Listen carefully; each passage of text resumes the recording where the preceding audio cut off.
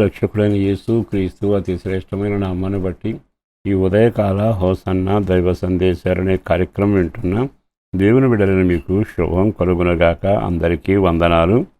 ప్రభువు మిమ్మల్ని మీ కుటుంబాలని క్షేమంగా నడిపించునుగాక. ఈ శుభవేళ ఒక వాక్యాన్ని మీ జ్ఞాపకం చేస్తాను. దేవుని మాట జీవం కలిగింది, విన్నవారికి నడిచిన వారికి అద్భుతం జరిగించగలిగింది. మనం చాలాసార్లు చేసేది ఏమిటంటే, అది వ్యాపారం చేసినా, ఉద్యోగం చేసినా, లేదు వ్యవసాయం చేసినా, ఏ పని చేసినా క్షేమం కోరుకుంటాం, రాబడి ఆశిస్తాం. ఆ ఫలితంతో మేమందరం సుఖంగా బ్రతకాలని కోరుకుంటాం. అయితే నీ కష్టార్జితంలో కానీ, నీవు చేసే ప్రయత్నంలో కానీ దరిద్రం కానీ, శాపం కానీ, కలవరం కానీ నేను వెంటాడకూడదు. అంటే అర్థం ఏంటి?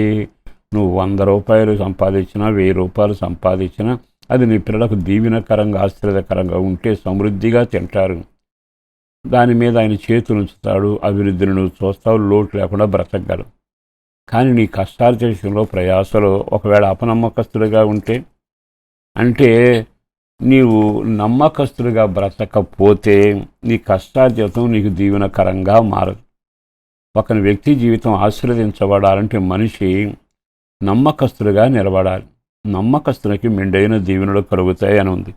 బైబిల్లో వాక్యాన్ని జ్ఞాపకం చేస్తాను. అపొస్తలుడైన పౌలు కొరింథీ సంఘానికి రాసిన మొదటి పత్రిక 4వ అధ్యాయము 2వ వాక్యంలో ఇలాగన రాయబడి ఉంది. ఏమని తెలుసా? ప్రతివాడును నమ్మకమైన వాడై ఉండుట అవశ్యం.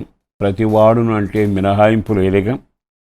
నీవు హిందువుడైనా, క్రైస్తవుడైనా, వ్యాపారివైనా, వ్యవసాయదారుడువైనా, కూలి పని చేసేవాడవైనా, ఉన్నత స్థాయిలో ఉన్న వ్యక్తివైనా, నీ వ్యక్తిగత జీవితంలో నమ్మకత్వంగా ఉండడం చాలా అవశ్యం. ఎప్పుడైతే నీవు నమ్మకత్వంగా ఉంటావో నీ మార్గాలు రాజమార్గాలు అవుతాయి. నీ ప్రయత్నాలు సఫలమవుతాయి. నీవు పట్టింది బంగారం అవుతుంది. లోటు అనే మాట లేక తలదించుకోకుండా తల ఎత్తుకు తిరగలుగుతావు. ఒకవేళ నీలో నమ్మకత్వం లేదనుకో, నువ్వు అపనమ్మకస్తుడివి అని ప్రజలు గుర్తిస్తే వాడిని నమ్మలేమండి. ఆ వ్యక్తిని నమ్మడం చాలా కష్టమండి. అంటే నిన్ను గురించి సమాజంలో ఒక వార్త వెళ్ళిపోయిందిగా, నమ్మకస్తుడు కాదు అని. ధనవంతుడిగా పేరు గాడించవచ్చు, రాజకీయ నాయకుడిగా కానీ, మంచి పదవిలో సాగుతున్న వ్యక్తివై ఉండి, అన్ని విషయాలు మంచి పేరుండి, అతను నమ్మకస్తుడు కాదండి అంటే ఎంత బాధాకరం. ఈ రోజున ఆ ఒక్క మాట ద్వారా నీ కుటుంబంలో కలవరాలు, సమస్యలు, వేదనలు మొదలవుతాయి. దేవుడు నీకు నమ్మి సొమ్ము కూడా ఇవ్వలేడు. డబ్బు ఎవరికి ఇస్తాం? నమ్మకస్తుడికి ఇస్తాం, లెక్కలు చెబుతాడు. అట్లాగే నీ జీవితంలో ఏదైనా జీవనోపాధి కానీ, ఆరోగ్యపరంగా అన్నీ నీకు ఇస్తాడు.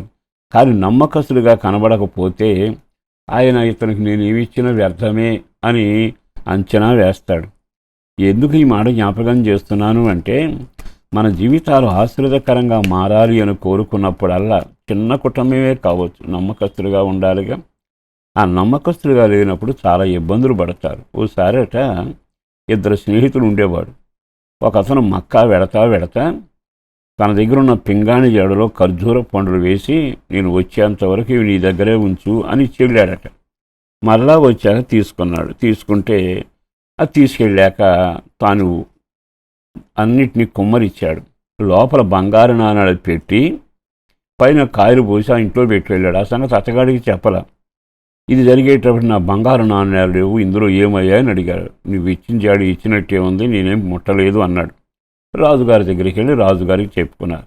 రాజుగారు మంత్రికి ఆదేశించాడు ఏం చెప్తాడు అని. చూసి సరే రేపు ఆస్థానానికి ఆ జాడి పట్టుకురమ్మన్నారు. పట్టుకొచ్చాక బంగారు నాణాలు వేశానంటాడు, నేను ఎరగనంటాడు ఇతను. మొత్తం మీద అన్నీ గుమ్మరించారు. పరిశీలనగా చూసి మంత్రి అన్నాడు కదా, రాజా, ఇతడు దొంగతనం చేశాడు, నీకెలా తెలుసు అని. అందులో వేసిన పళ్ళన్నీ ఒకే రకంగా ఉండాలి. కొత్తవి కొన్ని అందులో పోశాడు. పాత అంటే బంగారు నాణాలు తీసేసి కొత్త సరుకు తీసుకొచ్చి అందులో వేశాడు.